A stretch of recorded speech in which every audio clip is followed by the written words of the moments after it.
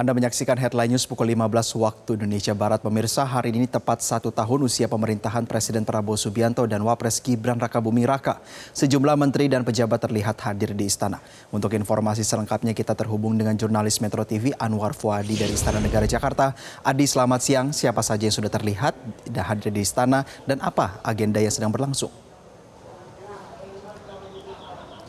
Ya, Jose, memang seperti judulnya hari ini adalah sidang kabinet paripurna dalam rangka 1 tahun pemerintahan Presiden Prabowo Subianto dan Wakil Presiden Gibran Rakabuming Raka. Dan memang sejak tadi sekitar pukul 2 siang ini para menteri, kepala lembaga, utusan khusus, penasihat khusus ini juga sudah tiba di Istana Kepresidenan Jakarta, dan sampai saat ini bisa dilihat juga ini para menteri, wakil menteri dan juga pejabat-pejabat lainnya yang ikut dalam sidang kabinet paripurna ini sudah mulai berdatangan ke Istana Kepresidenan Jakarta. Tadi kami melihat ada Menko-Menko semua sudah lengkap begitu, artinya memang kalau dari jadwal ini pukul 15 waktu Indonesia Barat sidang kabinet akan dimulai sehingga para menteri ini sudah mulai datang. Nah, kalau terkait dengan agenda seperti yang Anda sampaikan tadi, ini agenda utamanya adalah pemaparan dari Presiden Prabowo Subianto terkait dengan capaian kinerja 1 tahun pemerintahan yang ia pimpin setelah menerima mandat pada tanggal 20 Oktober 2024 lalu. Tentu nanti akan ada evaluasi juga yang akan disampaikan oleh Presiden Prabowo kepada para menteri-menterinya yang telah menerima tugas dari Presiden.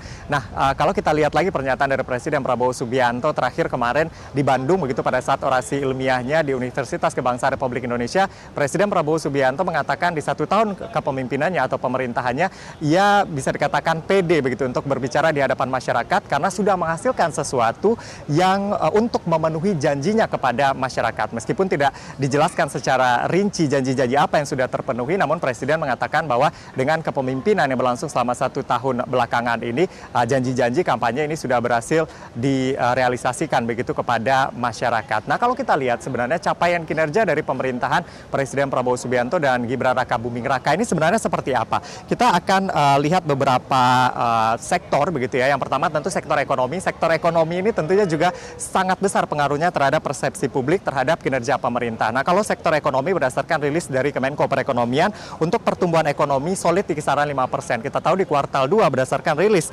dari BPS ini pertumbuhan ekonomi 5,12%, meskipun banyak pihak-pihak yang mempertanyakan begitu ya. Namun sampai akhir kuartal terakhir ini, sampai akhir tahun ini diharapkan bisa terjaga di kisaran 5,2%. Bahkan Purbaya Menteri Keuangan yakin bisa sampai 5,4%, tahun depan bisa 6%, sampai nanti terakhir di 2029 diharapkan sesuai target bisa 8%. Lalu kemudian untuk realisasi investasi berdasarkan rilis dari BKPM ini pada Januari hingga September 2025 ini realisasi investasi ini sudah mencapai 1.434,3 triliun rupiah atau capaiannya sekitar 75% dari yang ditargetkan. Namun sayangnya untuk realisasi investasi asing di kuartal 3 ini turun begitu 8,9% dibandingkan periode yang sama tahun lalu. Lalu kemudian kalau kita lihat angka kemiskinan juga diklaim oleh pemerintah mengalami penurunan, termasuk kemiskinan ekstrim juga mengalami penurunan. Nah, untuk mengerek bidang ekonomi ini ada stimulus-stimulus yang sudah diberikan juga oleh pemerintah. Terakhir kemarin kita saksikan bersama diumumkan stimulus oleh Menko Perekonomian. Stimulus ekonomi ini diantaranya adalah pemberian BLT sampai desil 4 dengan penerima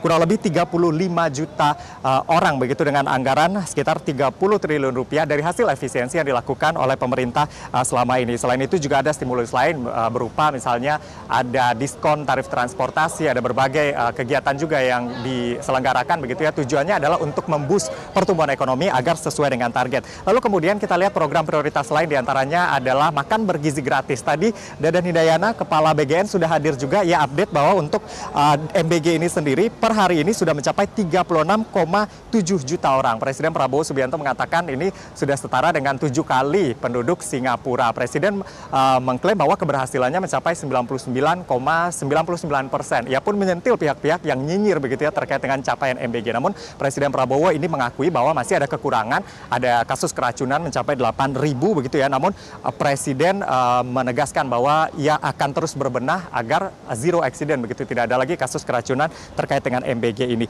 Lalu kemudian untuk menciptakan SDM unggul ada banyak sekali yang dilakukan oleh pemerintah, diantaranya kita tahu ada sekolah rakyat. Sekolah rakyat ini sudah terrealisasi 165 sekolah di tahun ini. Lalu kemudian ada sekolah unggulan Garuda juga, ada 16 sekolah yang sudah dihadirkan begitu ya, dan juga tentunya masih banyak capaian-capaian lain yang nanti kita akan dengarkan bersama pemaparan dari Presiden Prabowo Subianto. Yang pasti untuk pemerintahan Presiden Prabowo, kita lihat surveinya begitu ya, kepuasan masyarakat terhadap pemerintah ini bisa dikatakan masih cukup tinggi, 78,1%. Kita akan simak nanti, Jose. Untuk sementara kita kembali ke studio.